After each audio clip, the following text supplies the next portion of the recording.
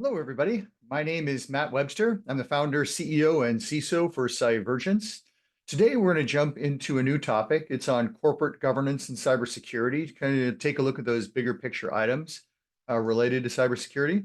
So let's go ahead and jump into it today. So what are you going to learn? We're going to talk about the basics of CMMI, the Capability Maturity Model Integration, how culture plays into it, why compliance is not enough, frameworks found in mature organizations, and how cybersecurity fits into that grander scheme. So the agenda, we're going to cover the basics of corporate governance, and this is really, really high level stuff. It's not going to be in depth. We're going to look at CMMI and corporate governance and building cohesive organizations, and we'll touch on a few of the Cybergence related services. So let's go ahead and jump into our first topic. So I thought this was pretty good. I actually pulled it off of ChatGPT. I compared a couple of the AI to see what they would come up with, but I thought this was pretty good. Corporate governance refers to the system of rules, practices, and processes by which a company is directed and controlled. It involves balancing the interest of a company's various stakeholders, including shareholder management, customers, suppliers, financiers, government, and the community. So there's a lot going on here just in this part of it. So a lot of it is about stakeholder management and making sure that everybody is aligned properly. This is not just a cybersecurity issue. This is a whole corporate issue. So they all have things like they go continue by saying corporate governance frameworks are designed to ensure accountability, fairness, and transparency in a company's relationship with its stakeholders. And they typically include mechanisms for oversight, decision making, and strategic planning. The ultimate goal of corporate governance is to enhance corporate performance, ensure ethical behavior, and align the interests of management with those of stakeholders, shareholders, and other stakeholders. So there's a lot going on, but this is actually a pretty good definition, and there's a lot that goes into that. We're going to take this and start to kind of dive into some of the specifics and how do corporations start to work together with this. But just keep that in the back of your mind. That's what we're doing here today, but we're going to be tying it into cybersecurity. All right. So some basic elements. I know this is very high level. It may seem pretty obvious, but there's a reason why we're going through this. You've got to cover the reporting structure. Who reports to who? There are formal and informal meetings that go on. For formal meetings, it's better to have minutes. So this is where you find out what was discussed, what are the key elements, and what was decided or tabled for a later point in time. Maybe there's additional background assessments that need to go on. Are there processes? So these are finding out those approval processes, who are the owners and things, getting the checks and balances, determining how transparency takes place within the organization. It also can include things like policies, procedures, standards, and guidelines. Objectives and key results. Are you aligning with what needs to be done? And so when you're looking at a project, for example, you need to define very specifically what those objectives and key results are for that project. And so that becomes something that can be measured again. So creating an environment we're able to measure against what the goals are is incredibly important. I personally am a big fan of key performance indicators. If you're not monitoring where different programs are at, that's really critical. There's quality assurance, audits and assessments, and there's also plans, from the IT and cybersecurity side of the house, which many of you know, that's where I come from. This is like the disaster recovery plan or the incident response plan. Do you have all of these things in place, and are you testing it? Do you have the appropriate lessons learned in order to create a solid environment? So there are some parts of the organization which do have heavy governance. And so it's really good to kind of pay attention to, are they doing internal governance for themselves or external governance? It's something really to think about when you're looking at the roles and responsibilities related to departments. So let's take internal audit, for example. Typically, they aren't spending a tremendous amount of time governing themselves, but they will cover their processes. There are standards that they have to work from in order to make sure that they are assessing an organization. So when you're talking about them, they typically look at other parts of the organization and say, hey, here's some gaps, here's some things that need to do. It may cover things like fraud. It may cover like the environmental, social, and governance standpoint and cybersecurity standpoints. So they do touch on a lot of different things, and they're an integral part of mature organizations. Now, if you're a startup, you're not going to have an internal audit department, but it's a really good thing to have because it starts to get that message across in the right way. There's legal or privacy as well. Now, typically, sometimes the privacy teams are part of the legal teams, and it's all one, and that's why I put that in there. But they also are checking to say, hey, what's going on? Do we have contracts? Are we measuring the contracts? Do we know what's going through? What are the standards and what are the concerns from the corporate perspective for how to protect the company properly? So this is something that's got to be a huge conversation with various parts of the organization working together. Compliance is yet another part of that big picture. So when you take something like compliance, for example, there's a lot of different forms of that. Sometimes this means it's going to be a legal responsibility. So they're going to go through and validate that we're following the processes. There are also some cybersecurity standards, and sometimes those are legal standards at the same time. Typically, compliance doesn't get involved there, but sometimes I've worked in some organizations where that's been true, especially if you're dealing with HIPAA, the Health Insurance Portability and Accountability Act of 1996. Now, the interesting thing about HIPAA, you can have somebody doing the HIPAA cybersecurity and then have a separate team focusing on the compliance aspect of that. So you don't take all of these things in a very draconian fashion. These things are playful, and you're going to find different organizations that take different approaches to these things. But I want to just give you an example of why you might find some of these things in different areas. And it's not always this clean defining line for how you start to focus on things. But all these tie into some of the roles and responsibilities, and they should be defined and discussed within an organization. Human resources is very important because if there's some sort of conflict, they're going to let legal know. So you've got to have a strong relationship between HR and legal. But sometimes you're going to need some additional work going on. Maybe they want to evaluate what somebody's doing. Well, from an HR standpoint, that's good, but maybe you need to get IT involved or cybersecurity involved, depending on how the organization is set up. So if they're doing those individual background checks or like checks on what the people are doing, maybe they're surfing websites they shouldn't or passing information they shouldn't. Maybe you can put some additional surveillance on an individual machine. Now, in some corporations, in some countries, that is not a good thing to do. Also, you have to make sure that you're protecting yourself legally prior to doing those sorts of things. But it's another aspect of things that needs to be considered for organizations today. Financial, too. They're also very internal, but they're checking. They usually have to have some sort of assessment that's external to make sure that the finances are going in the right direction. And that's really critical to get that outside assessment. When you're talking about cybersecurity, there are lots of types of audits that are going on within organizations. One of the examples is PCI. You have an external auditor to come in and validate that.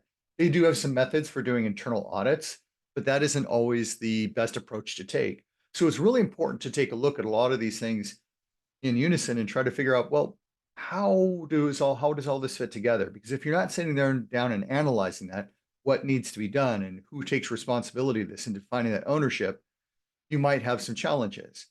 Now, oftentimes in information technology, there's a governance because the whole company is going to need you to do something. So we need to set up this system because it's going to accomplish goal A, B, and C. So you then set up the systems, and there's that kind of simplistic type of governance that goes on.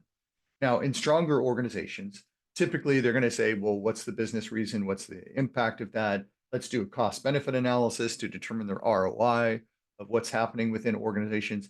But there's definitely a lot that's going on here from that governance. But when it comes to all the technical stuff, that's typically run by the IT department. Sometimes the security department is going to take a look at it or maybe validate what's going on. But typically their internal processes like change control or ITIL. We're going to cover some of this stuff in a little bit, but things like ITIL can cover those sorts of processes. Now, cybersecurity, for example, we can play a role in that. So we're getting an approval to move forward with some of the changes that are taking place. So there's a lot going on here when you're talking about governance and what is it internal or external or what are the various things that are part of it. But it takes everybody working together because nobody's an expert at everything. And I think that's one of the important things to remember when you're starting to look at corporate governance. So again, this is very high level, and we're going to start to cover these over subsequent presentations to go a little deeper into a lot of the subject matter today. But you just get a very good sense of where a lot of this stuff can be quite complicated. So I'm using tools in a very broad sense. For those of you who are more technically minded, I am not talking about the installation of an application that's going to have X, Y, or Z features. So these are like some capabilities. Look at it from that for how we start to take a look at governance. So we're going to cover things like, testing. And there's a lot of different forms of it. This can be in the form of audits that I spoke about before, but there's security testing, penetration testing. There's all these different types of tests that cybersecurity can run to go validate what's the build of a particular organization. Is it a secure build or is it an unsecure build? And there's a lot of things that can go on. That can be part of change management processes, or some companies going to do things like build architectural groups, and they're going to go through and analyze stuff.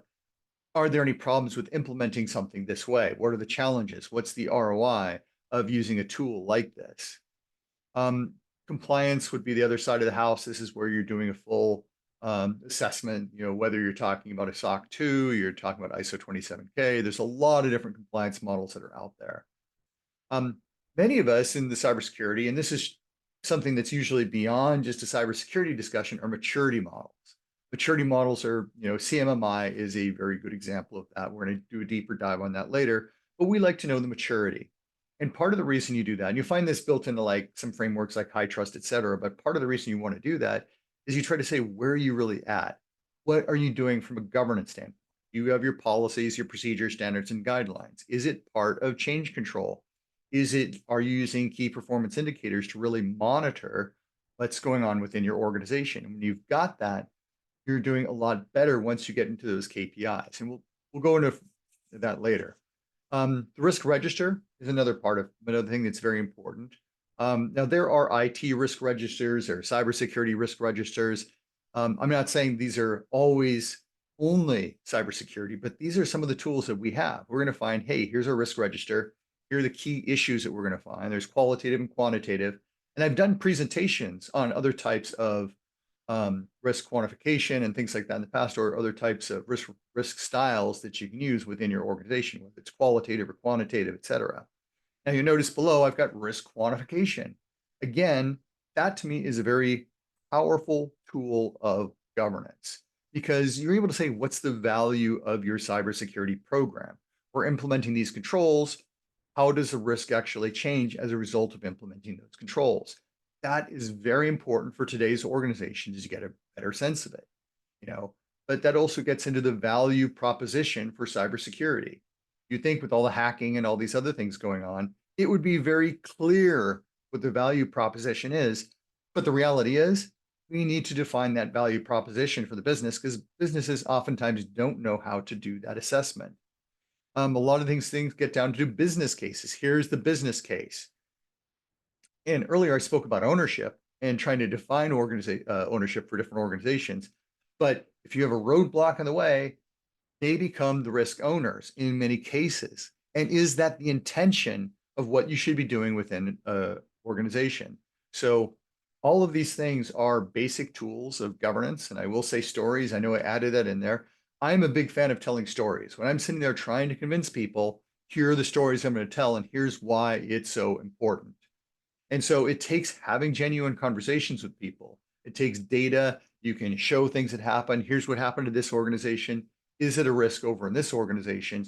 And getting those conversations started. That's where cybersecurity people, especially the more senior leaders, should be living because we've got to convince senior management that this is important and here's the reason why. So CMMI and corporate governance. Let's go ahead and jump into that a little bit here. So these are the 5 levels of CMMI that you see listed above. Initial, manage, define, quantitatively manage, and optimizing. So initial would be, we bought a firewall, we slapped it in place, we're good to go. It doesn't give you a lot of good feelings to know that that's the case. Manage means you've got a process in place, like change control, where any type of changes that are taking place are being assessed. So one area, for example, of assurance, when you're trying to create the right level of assurance, is security's approving it. For example, I had to do a lot of approving of firewall access control list changes within the firewall. And so Sometimes what I would find is you get somebody new to an environment who hasn't been there before, and they just like, hey, can go connect to the server? Yeah, makes perfect sense. Open up the firewall for that. But can you please give me the rules? And what happens is in some of those cases, they're going to allow everything to be open, which is inherently a bad thing to do. It's just going to create a lot of risk within your organization. And so having the change control process and having somebody in security go through and approve the details behind those changes is incredibly important. The other side is, when you get into define, this is where you create your policies, your procedures, standards, and guidelines. What is accepted from a corporation standpoint? We go back to that firewall. Great. What's our standard? Policy is why are you doing it? You've got to have that thing in place. A standard, however, is going to be what do we do? Do we harden the firewall? What are the ACL rules? Do we protect them only inbound or only outbound, or we do both? How far do we do that within the individual corporation? Do we do that across all VLANs or only some VLANs in specific circumstances? All of these questions need to be answered to make sure that you've got a very mature process within your organization. Where I like to see most companies is getting into quantitative management. And this is not everything across the board, because I think that's a little bit too much, but you can find that in some places where you at least have some sampling going on to say, hey, where are we at? This is where you measure it. And so if you know that you've got a gap somewhere and you need to remediate that gap, you're measuring it, you're monitoring, you're staying on top of it, and you know that you're creating and affecting change within the organization. Now, level 5 is when you're getting to this fine-tuned process improvements. The junior level CISOs are going to think, hey, we need a tool in place. Let's get this tool, that tool. And they're very big on the tools, but you've got to make sure that you're creating the processes in the right way. And so that's part of where optimization comes in. And there's always going to be certain areas of an organization where there's some risk tolerances that are going to go on, and there are things that are going to get in the way of doing the right thing. So that's where optimization comes in from a CMMI perspective. So I'm going to back up here a little bit because this is CMMI. Do not take any of this as absolute truth. This is going to be like a generalized statement, and there are lots of exceptions to that. So don't think this is the only way. This is some typical sorts of things that I've seen when you're talking about CMMI levels. Typically in level 1, you just slap something in place and you're not doing much with it. So that's the reason why you see nothing there. Level 2, though, is where you get to do change management. How are you monitoring those change processes within your organization? Because what typically happens, especially as organizations get larger, people get into greater levels of specialization. So you might have like a database administrator, a firewall administrator, a switch administrator. And when somebody's doing a database upgrade, or maybe they're transferring data from one place to another, for example, you don't want to take a firewall down and reboot the firewall in the middle of that process, because you can severely affect these other processes, unless you've got high availability. And there's lots of discussions to go into. But what my point is that there are going to be conflicts when you're starting to work with it. So creating something like change management becomes very important. Project management can also be found at level 2. Sometimes you'll see that in more level 3 organizations where you create a strategy and define what is and is not a project. And so then you're starting to focus on things and make sure that you've got the right people, ensuring that others are staying staying in the right direction. Things like Scrum and Agile, and this is where you get into different types of development processes, and they both have their place. Especially if you're looking at iterative changes that are going on, Scrum can be fantastic. What are we going to work on this week? You get these 2-week sprints that are going on to make sure that they're doing things. Level 3, this is where you really start to get compliance. And most compliance models, and there's always exceptions, are doing things like checking your policies, procedures, standards, and guidelines. There's also ITIL, the Information Technology Infrastructure Library. Now, this is a great place to start, especially for IT organizations, to understand ITIL, understand what the effects of it are, and start to make the changes appropriately for organizations. You're going to find out, hey, here's my catalog of services. Here's what we do. Here's how we're going to work with one another. And so it creates sometimes that communication gap between the different groups, but it's a great place to sit down, figure out. They also have some change management requirements you can build into that, or they have their own definition of what a project is, so you can start to add in some of those ITIL things into sometimes what is an ad hoc process for other types of the organization. Kanban is very interesting. This came out of Mitsubishi, but if you want a very simple version of it, if there's a process flow and things are not going in the right direction, are you measuring things to figure out what those issues are? Hey, why is there a slowdown over in this process here? Well, then you go take a look at the data. In some organizations, what they'll do is actually use sticky notes. They'll put them up on the wall and say, hey, look what's going on here. Oh, it looks like on step 5, we have 60 things that are getting slowed down. And so step 6 is creating a bottleneck there because they don't have the staffing and the resources to get things done. And you can say to yourself, here's a problem. What can we do about that? Also a level 3, but I've seen this in level 2 or even level 1 organizations, but typically level 2 is where you start to get that. Sometimes level 3 are quality control mechanisms. This is QAing, especially in the software development world.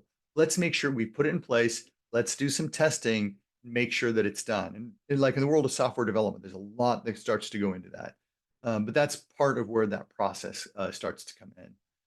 And you can also argue that assurance, which you have under level 4 and level 5, because that's a form of assurance. You're making sure that you did the job. Let's test it and make sure.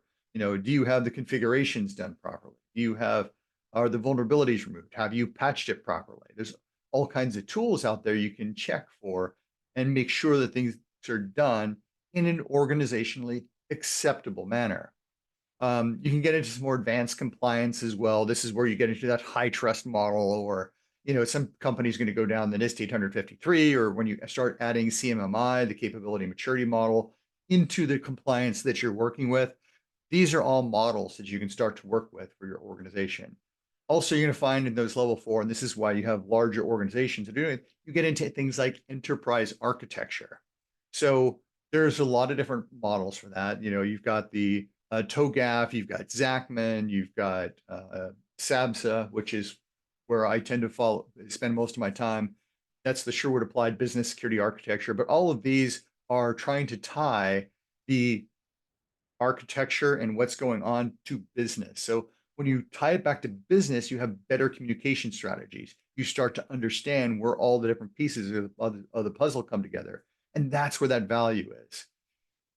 Six Sigma. So sometimes organizations, that they start to get big, they end up not communicating properly, or they end up with process flows that are archaic, to say the least. For example, and I've seen this in organizations, large and small, you have to input the same information into 3 different systems 3 different times rather than having a simple workflow. So then you sometimes have to create systems that are able to handle all the different information and make sure that they're fully communicating. And so Six Sigma can start to take a look at the processes, analyze it, figure out where the issues are, and say, hey, here's what we're going to need to do to develop a cohesive strategy for the organization. Lessons learned are commonly found at 4 and 5. Sometimes you see those at level 3 or level 2. And defense in depth strategies. There's security by design or security by default. But defense in depth says, hey, we've got a firewall, but should we have a firewall between the web servers and the database server? Most compliance frameworks are going to make sure that you have that in place. Not all, but it's a really good thing to do. So you look at that defense in depth strategy.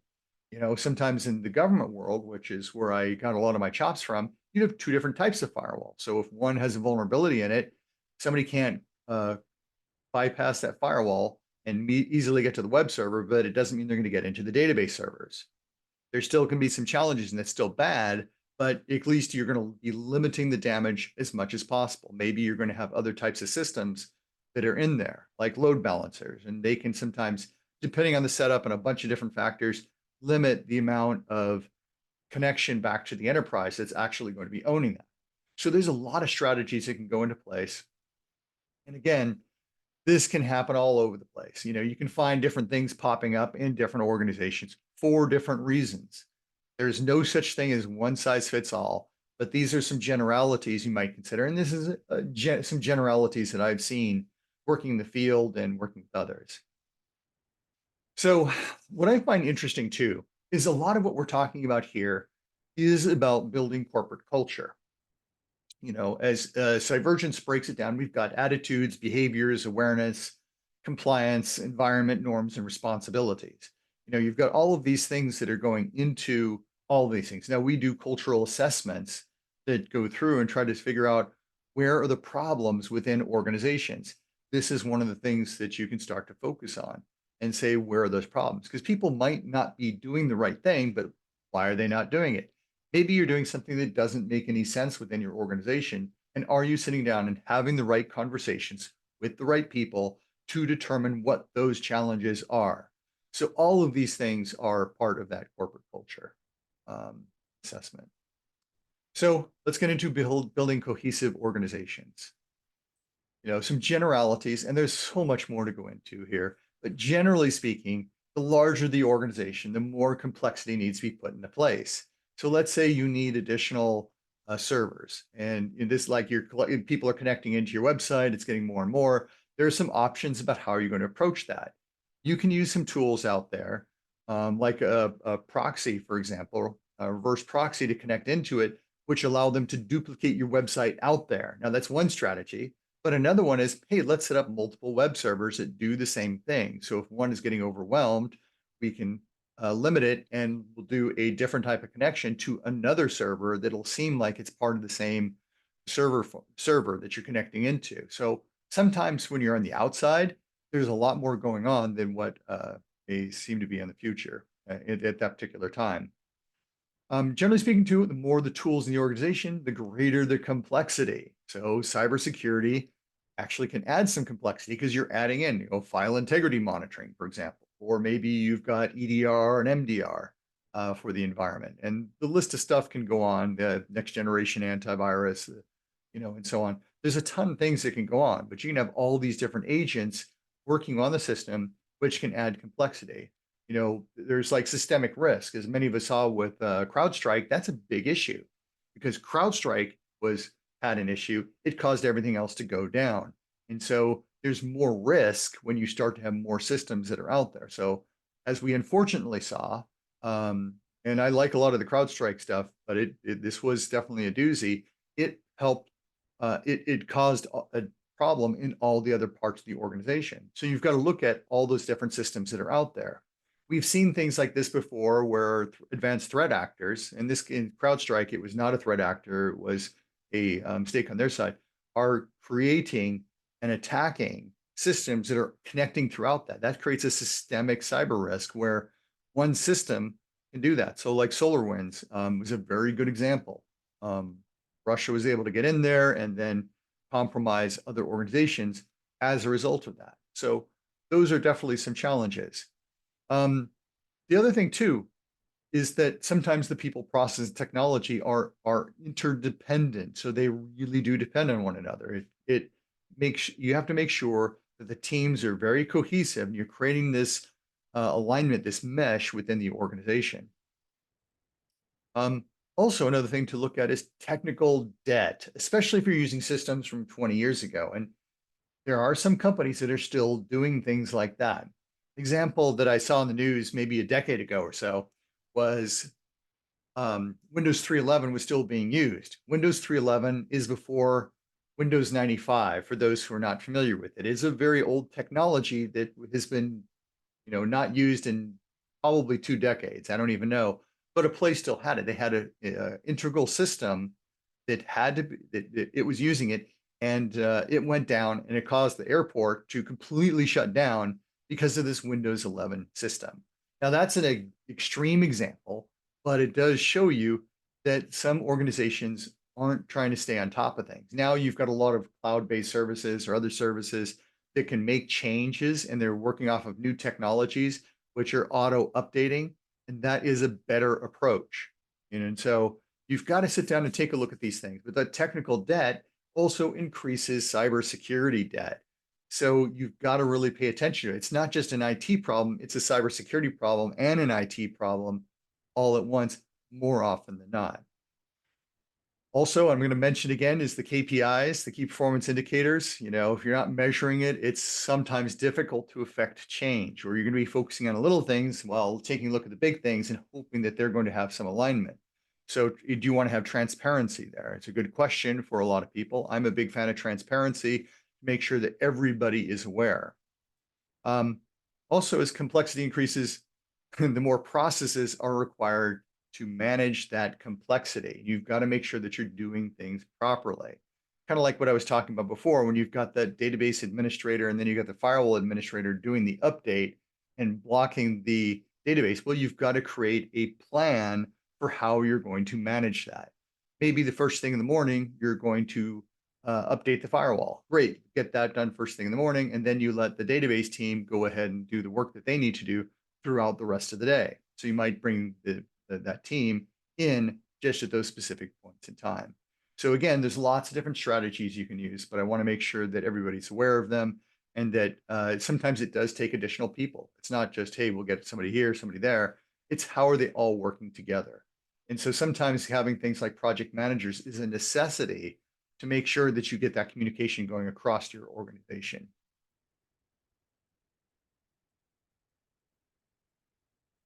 All right. So maturity level. So we're talking about that a little bit.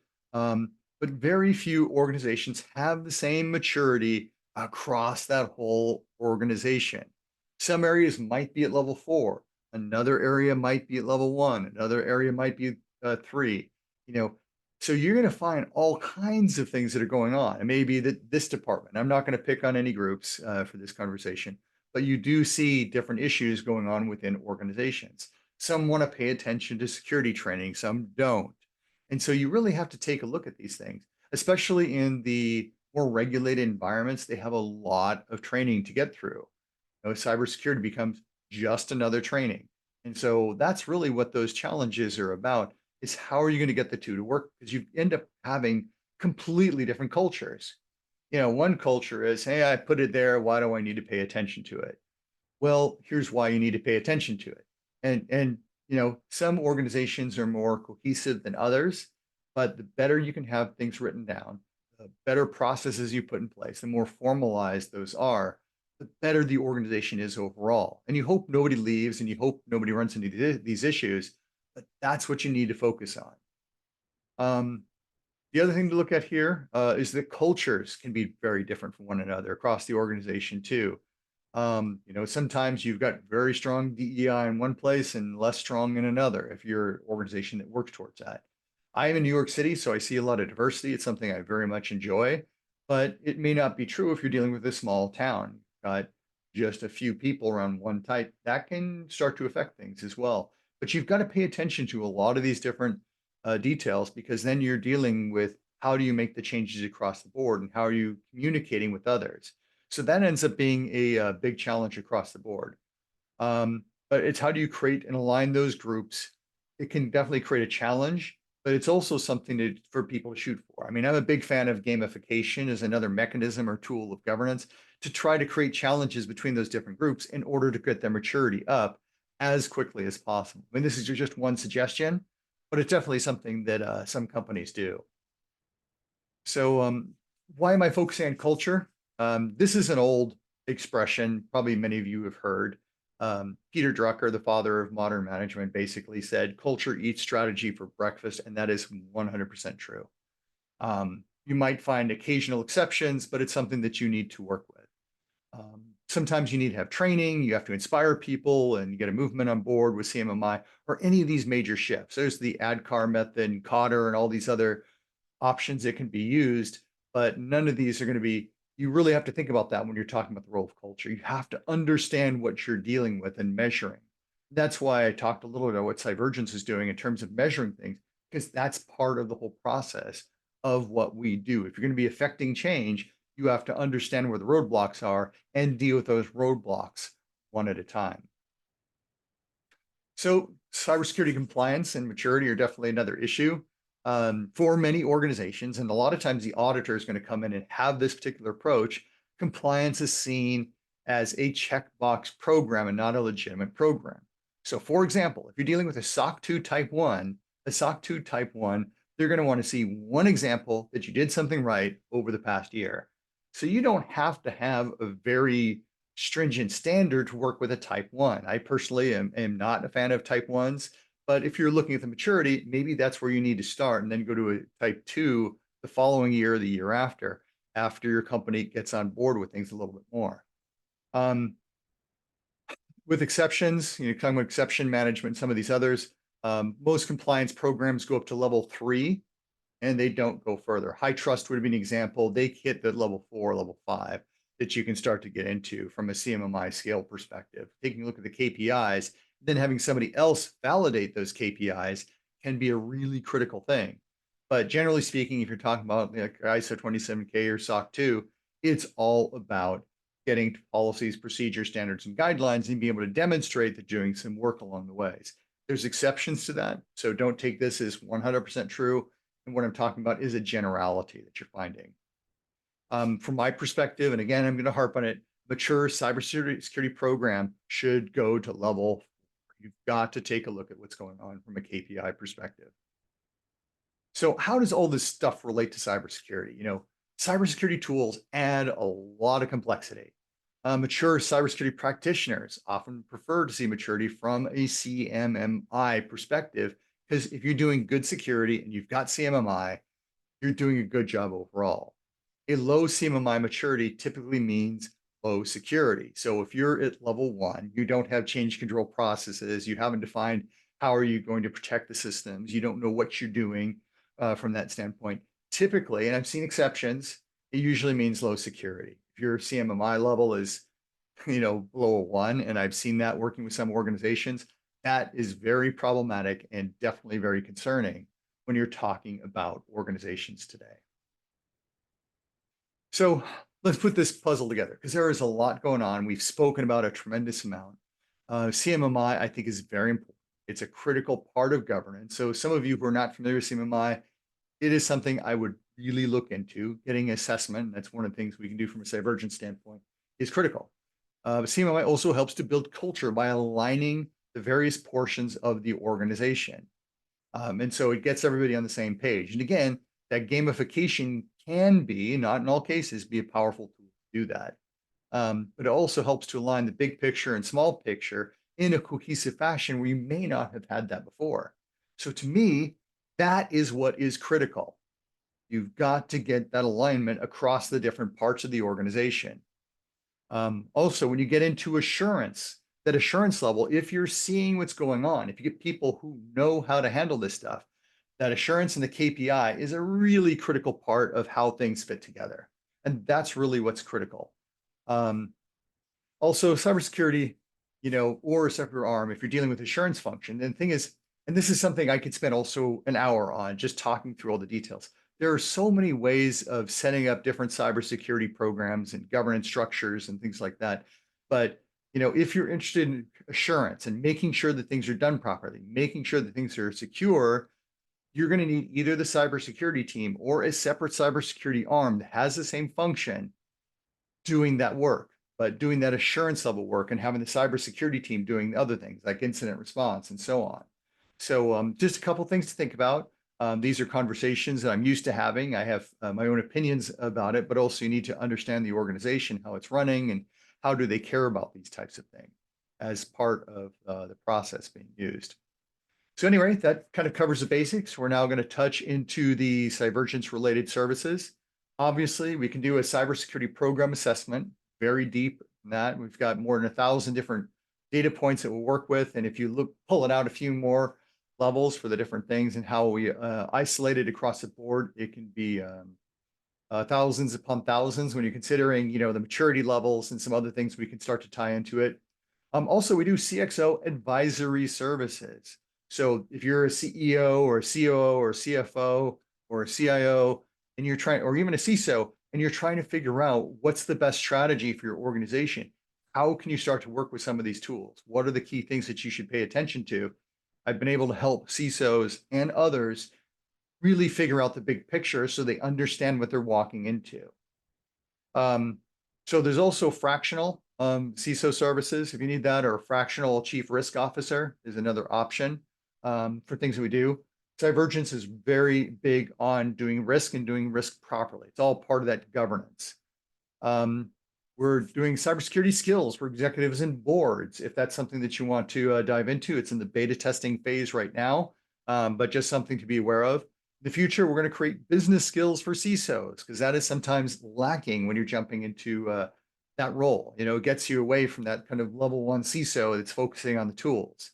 Obviously, we focus on the cyber cultural assessments, and CMMI or other types of maturity assessments as well is part of the practice of what we focus on. So there's a whole bunch of stuff we covered in that. I know I touched on this a high level. I don't want to spend a lot of time, but definitely feel if you have any questions, whether you agree or disagree with some of the content that I presented today, fantastic. Let me know. Happy to have a conversation with you. I can present to you my opinion and I can listen to you, and hopefully we can come to a better understanding. But I want to thank you very much for your time today. Follow us on YouTube and LinkedIn. Many of you who are on LinkedIn know that's where I spend the majority of my time, but I'm happy to have those conversations. Thank you so much, and I want to wish you all the best. I'll talk to you soon.